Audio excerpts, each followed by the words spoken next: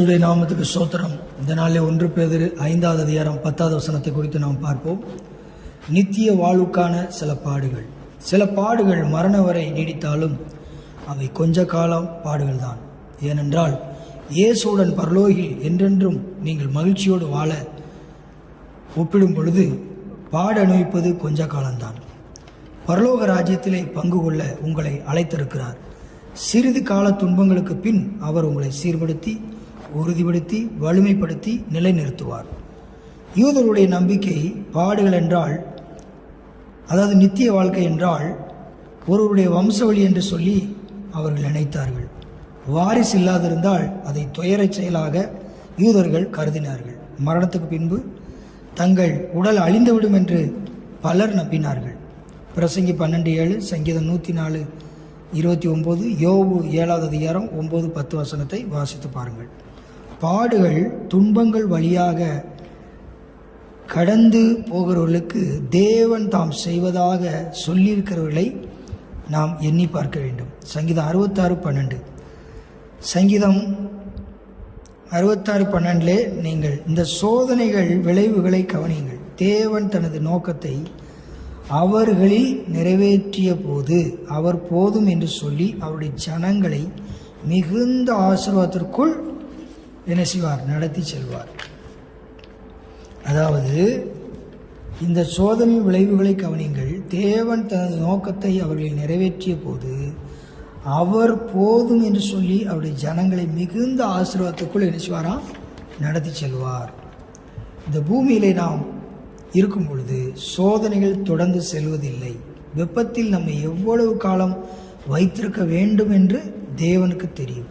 நாம் அறியாத வண்ணம் தேவன் தமது நோக்கங்களை அற்புதமான முறையிலே செயல்படுத்தி வருகிறார் என்பதை அறிவதே உபத்திரவங்களில் பெறுகிற மெய்யான வெற்றியாய் காணப்படுகிறது. நாம் அனுபவிக்கிற சோதனைகள் எத்தகையா இருந்தாலும் தேவன் சகல கிருபையும் நிறைந்தவராய் இருக்கிறார் என்பதை முதலாவது நாம் நினைவு கூற வேண்டும். அவர் நம்மை நித்திய மகிமைக்கு அழைத்திருக்கிறார். இது ஆற்றல் மிக்க ஆறுதலாக இருக்கிறது.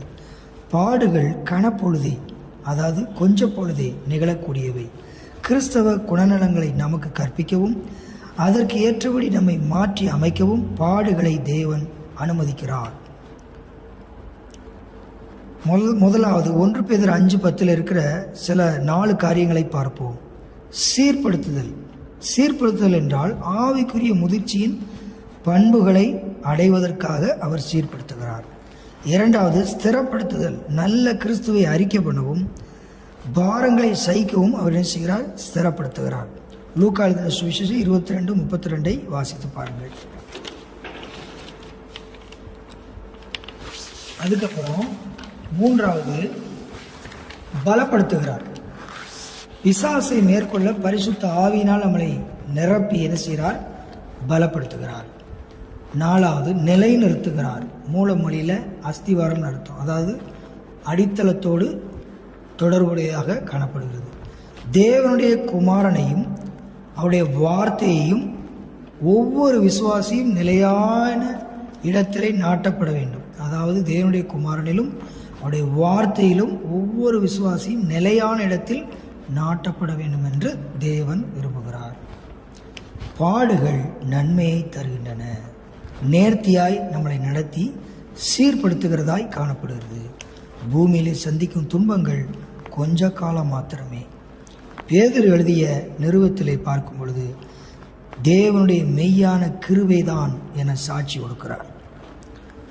தேவனுடைய கிருபை ஒன்றே மனிதர்களை தாங்கி நன்மையான பாதையிலே நடத்தி செல்ல முடியும் என்று 1 பேதுரு 5:12 பேதுரு எழுதிய அனைத்து நிருபத்திலும் கிருபை ஒன்றையே அவர் பிரசங்கிக்கிறார். பிரியமானவர்களே, எனவே பாடுகளை தேவன் உங்களுக்கு நன்மையாக மாற்றுவார். கர்த்தர் உங்களை இந்த வார்த்தை மூலமாய் ஆசீர்வதிப்பாராக. ஆமென்.